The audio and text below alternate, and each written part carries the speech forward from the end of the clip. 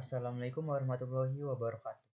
Perkenalkan, nama saya Suwaryo dengan nomor NIM 21082050003. Saya dari jurusan Akuntansi Syariah kelas 3A. Di sini saya akan melakukan tugas akhir dari mata kuliah Akuntansi Syariah.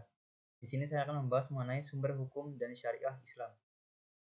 Pengertian hukum Islam. Pengertian hukum Islam atau syariat Islam adalah sistem kaidah-kaidah yang didasarkan kepada wahyu Allah Subhanahu wa taala dan sunnah Rasul mengenai tingkah laku mukallaf atau orang yang sudah dapat diubani kewajiban yang diakui dan diyakini yang mengikat bagi semua pemeluknya, dan hal ini mengacu pada apa yang telah dilakukan Allah oleh Rasul untuk melakukannya secara total. Syariat menurut istilah berarti hukum-hukum yang diperintahkan Allah Subhanahu wa taala untuk umatnya yang dibawa oleh seorang nabi, baik yang berhubungan dengan kepercayaan atau akidah maupun yang berhubungan dengan amaliyah.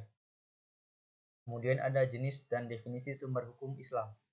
Para ulama sudah saling bersepakat bahwa sumber hukum Islam yang selama ini digunakan oleh umat Islam berjumlah 4. Di antaranya berupa Al-Quran yang merupakan kitab suci agama Islam.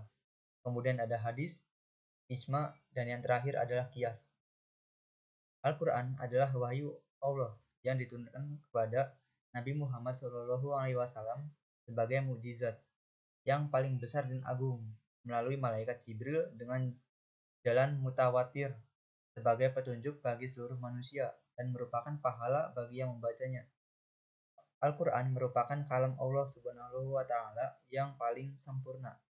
Al-Quran adalah kalamullah atau kalimat Allah Subhanahu wa taala dan berasal dari sisi Al-Quran, dari Allah Subhanahu wa taala.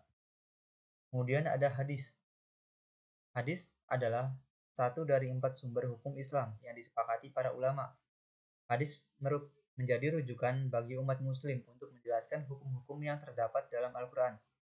Pengertian hadis secara terminologi adalah sabda, perbuatan, dan persetujuan dari Rasulullah Shallallahu Alaihi Wasallam. Sedangkan secara bahasa, hadis berarti perkataan, percakapan, berbicara. Definisi hadis dikategorikan menjadi 3, yaitu perkataan Nabi atau qauliyah, perbuatan Nabi atau fi'liyah, dan segala keadaan Nabi atau ahwaliyah. Al-Quran dan hadis tidaklah bisa dipisahkan tetapi saling melengkapi. Yang ketiga ada ijma.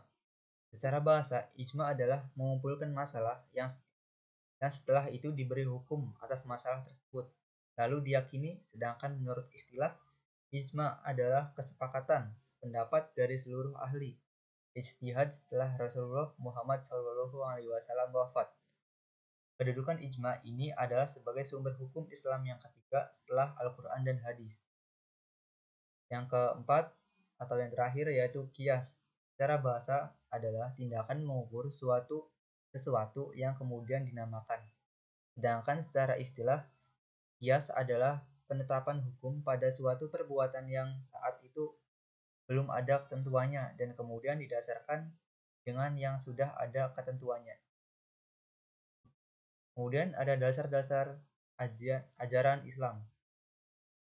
Kehadiran agama Islam yang dibawa oleh Nabi Muhammad SAW diyakini oleh umat muslim sebagai ajaran yang dapat menjamin bagi terusnya kehidupan manusia yang sejahtera lahir dan batin, dunia akhirat atau human happiness. Di dalamnya terdapat berbagai petunjuk normatif tentang bagaimana seharusnya manusia menyikapi hidup dan kehidupan secara lebih bermakna dalam arti yang seluas-luasnya sebagai penyempurna dari agama-agama samawi. Maka Islam mempunyai dasar-dasar ajaran yang lengkap yang dapat mencukupi kebutuhan eksistensi manusia dalam rangka menjalankan tugas sebagai khalifah dan hamba Allah di muka bumi ini. Dasar-dasar ajaran itu adalah akidah, syariah, dan akhlak. Rincian tersebut dipahami dari percakapan Nabi dengan malaikat Jibril tentang makna imam, Islam, dan ihsan. Artinya, siapa saja yang mampu mengaktualisasikan dasar-dasar ajaran Islam itu secara integral, dipastikan orang tersebut akan mendapatkan kebahagiaan di dunia dan di akhirat.